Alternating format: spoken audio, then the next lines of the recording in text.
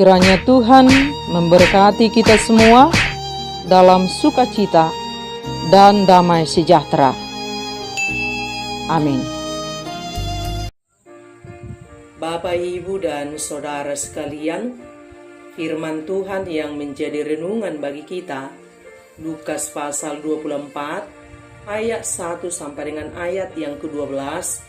Demikian firman Tuhan. Tetapi pagi-pagi benar pada hari pertama minggu itu, mereka pergi ke kubur, membawa rempah-rempah yang telah disediakan mereka. Mereka mendapati batu sudah terguling dari kubur itu, dan setelah masuk, mereka tidak menemukan mayat Tuhan Yesus. Sementara mereka berdiri termangu-mangu karena hal itu, tiba-tiba ada dua orang berdiri dekat mereka, memakai pakaian yang berkilau-kilauan.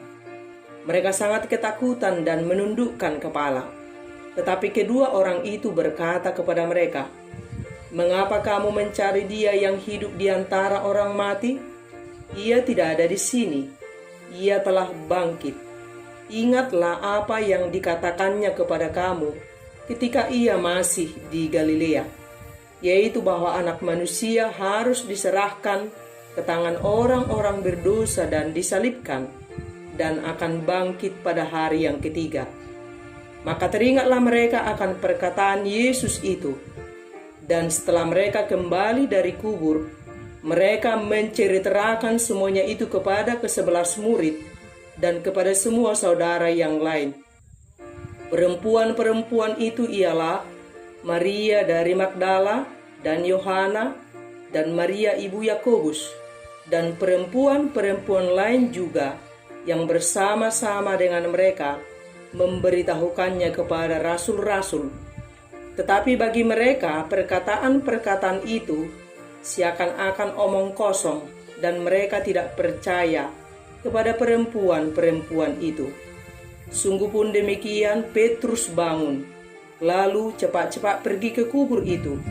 Ketika ia menjenguk ke dalam, ia melihat hanya kain kapan saja. Lalu ia pergi dan ia bertanya dalam hatinya apa yang kiranya telah terjadi. Demikian firman Tuhan. Bapak, Ibu, dan Saudara sekalian, kita semua tidak pernah siap untuk menerima berita kematian. Kita tidak ada yang rela ditinggalkan untuk selama-lamanya.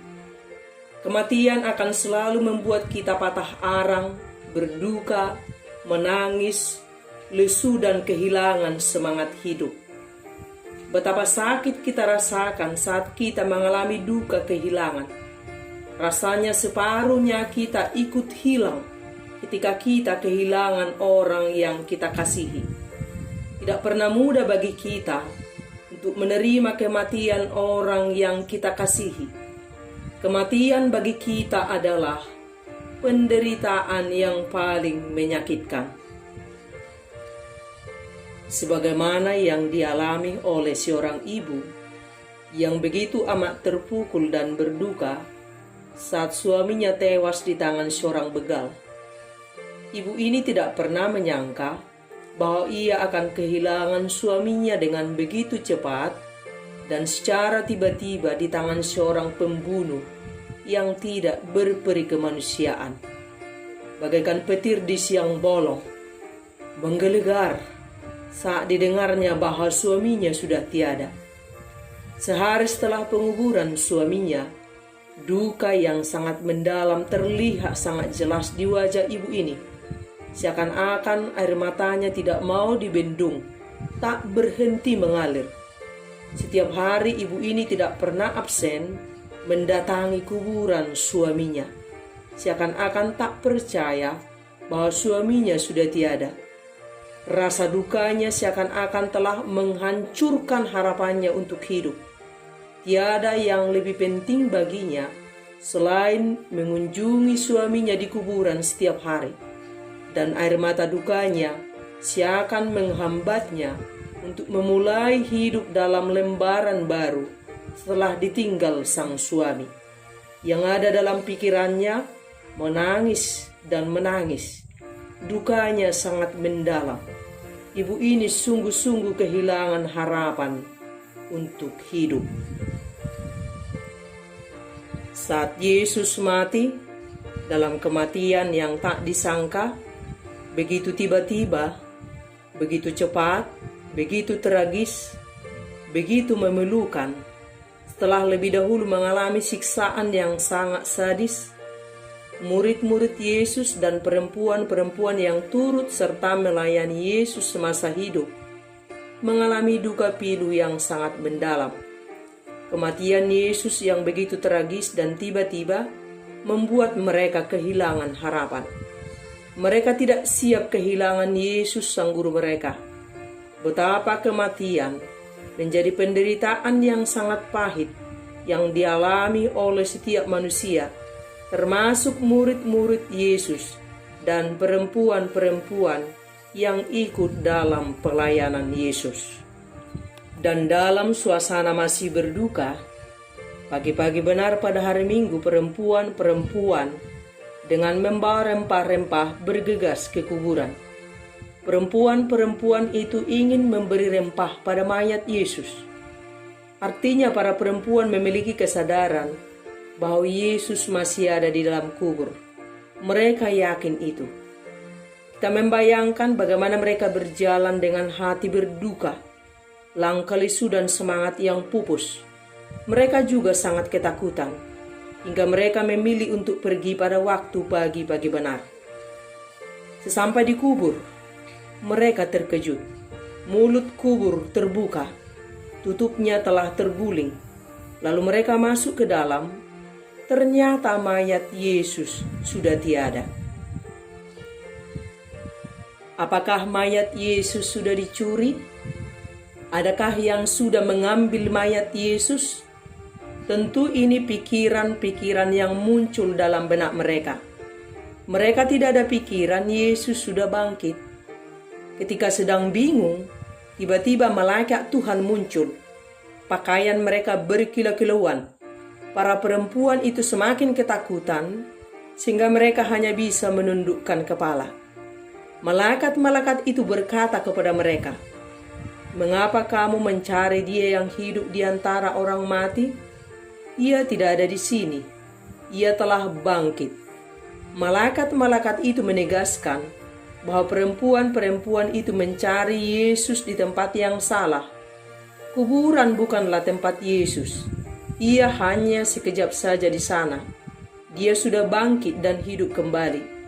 Malaikat itu mengingatkan para perempuan terkait perkataan Yesus ketika ia masih di Galilea. Anak manusia harus diserahkan ke tangan orang-orang berdosa dan disalibkan, dan akan bangkit pada hari yang ketiga.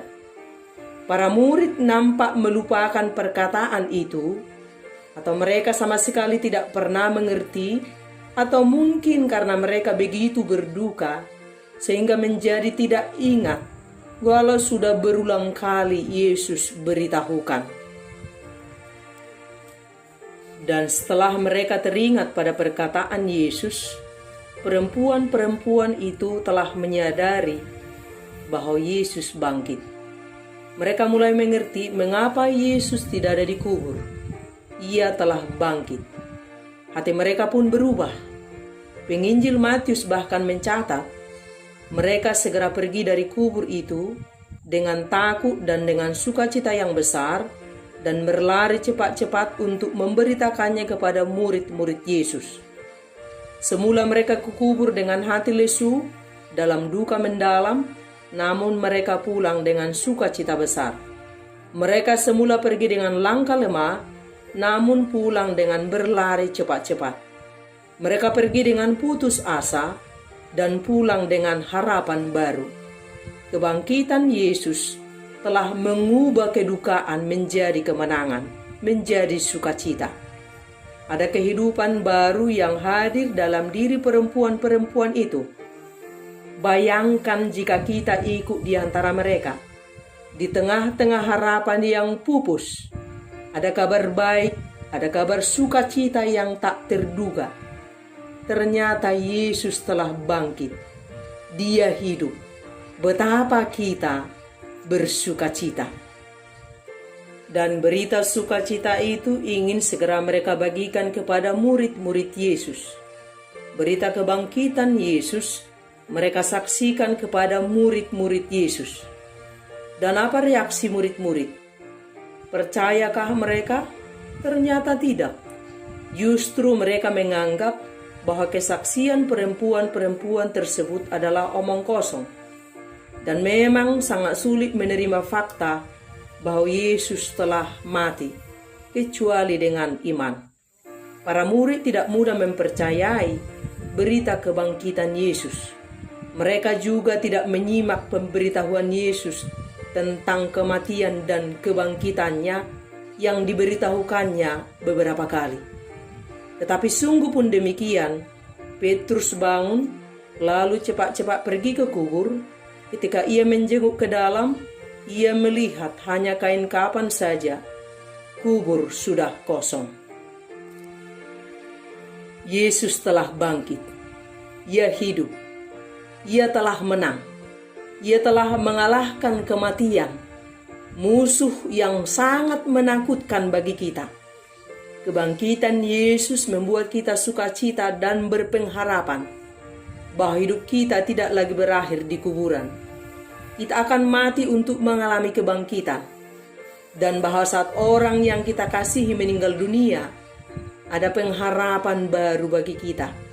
Bahwa kita juga semua akan mengalami kematian dan dibangkitkan untuk bisa bertemu dengan Yesus, untuk mengalami hidup yang kekal. Yesus telah mengalahkan maut, dosa sudah dikalahkan, kematian sudah dikalahkan. Yesus menang, Dia bangkit, Dia hidup dan berkuasa. Tugas kita sekarang adalah mempersiapkan diri dengan hidup beriman kepada Kristus untuk menerima dan mengalami kehidupan yang kekal. Dan kebangkitan Yesus memberi hidup baru untuk kita. Kita sudah dimenangkan dari semua hal-hal yang mematikan hidup kita melalui jalan salib. Yesus sudah bangkit dan Dia hidup. Dan Dia ada bersama-sama dengan kita. Dalam segala perkara hidup yang kita lalui, seberat apapun, termasuk saat kita menghadapi kematian, jangan mau patah arang, jangan menjadi lesu, jangan terpaku dalam duka yang sangat mendalam. Yesus sudah bangkit, dan Dia sungguh-sungguh hidup, dan selalu ada bersama-sama dengan kita dalam setiap perjalanan yang kita lalui. Bahwa melalui kematian, Yesus sudah dimenangkan. Segala perkara hidup pasti kita bisa menangkan bersama Yesus. Tuhan yang hidup ada selalu bersama-sama dengan kita. Jangan takut, percayalah, Tuhan hidup dan berkuasa. Dia pengendali seluruh kehidupan. Serahkan hidupmu di dalam pemeliharaannya. Dan sesulit apapun hidup kita, sepilu apapun penderitaan yang kita alami, tetaplah berpengharapan kepada Tuhan. Pandanglah Dia yang hidup dan berkuasa. Di tangannya lah kendali seluruh kehidupan. Bangkitkan iman percayamu. Hidupi firman-Nya setiap waktu dan alami damai sejahteranya. Jangan fokus pada masalahmu. Jangan fokus pada penderitaanmu. Tetapi fokuslah memandang kepada Tuhan. Bersamanya ada pengharapan baru, semangat baru, kekuatan baru, dan sukacita yang sejati. Dan rayakanlah kebangkitan Kristus setiap hari. Hidup kita penuh harapan karena Kristus telah hidup. Kristus telah bangkit, bukti bahwa Dia adalah Tuhan yang hidup dan berkuasa. Dosa sudah dikalahkan.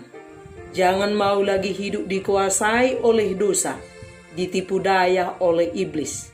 Tetapi izinkanlah Tuhan bertahta dan berkuasa dalam hidupmu. Kematian, musuh yang paling kita takutkan, sudah dikalahkan. Maut sudah dikalahkan. Bahwa kematian bukan lagi akhir dari hidup kita. Walau kita harus mati tinggal sekejap di kuburan untuk dibangkitkan dan menerima hadiah surgawi hidup kekal.